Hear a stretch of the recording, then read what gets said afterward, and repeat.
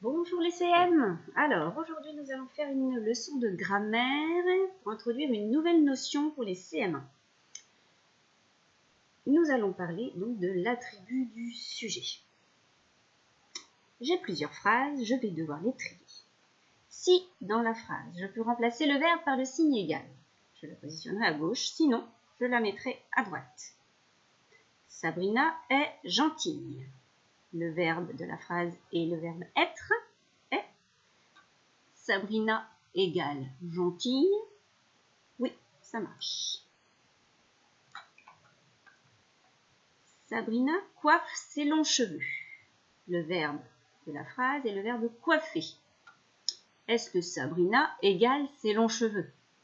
Non, on parle de deux choses différentes. Une personne et des cheveux. Paulin deviendra jongleur.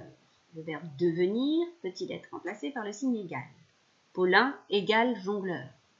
Oui. Estelle applaudit l'actrice. Estelle égale l'actrice. Non, on parle de deux personnes différentes. Malika félicite son adversaire. Malika égale son adversaire. Non, ça n'a pas de sens. Le nouvel élève semblait timide. Le nouvel élève égale timide. Oui, on parle bien de la même personne. Et Malika reste la championne de France. Malika égale la championne de France. Le verbe rester peut être remplacé par le signe égal. Donc, nous venons de trier nos phrases. Maintenant, nous allons les analyser.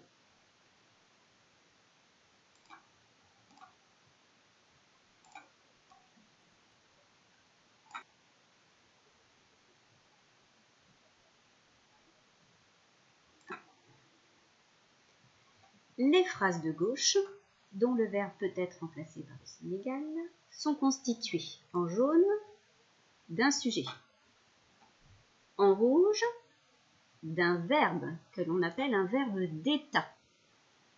Ces verbes d'état sont les suivants: le verbe être, sembler, paraître, devenir, rester et demeurer. Et ces verbes sont conjugués dans la phrase à différents temps.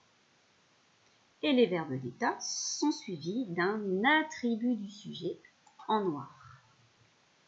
L'attribut du sujet est lié au sujet, c'est pour ça qu'il est appelé ainsi.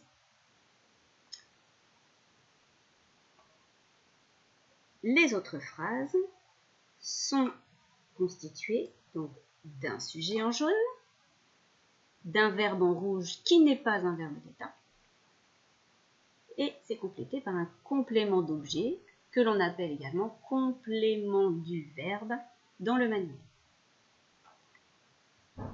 Je reviens donc sur la notion d'attribut du sujet. Quelle est la nature des attributs du sujet?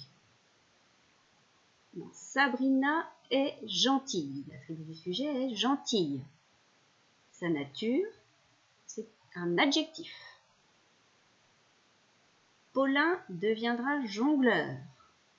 L'attribut du sujet est jongleur. La nature du mot jongleur c'est un nom. Le nouvel élève semblait timide. L'attribut du sujet est timide.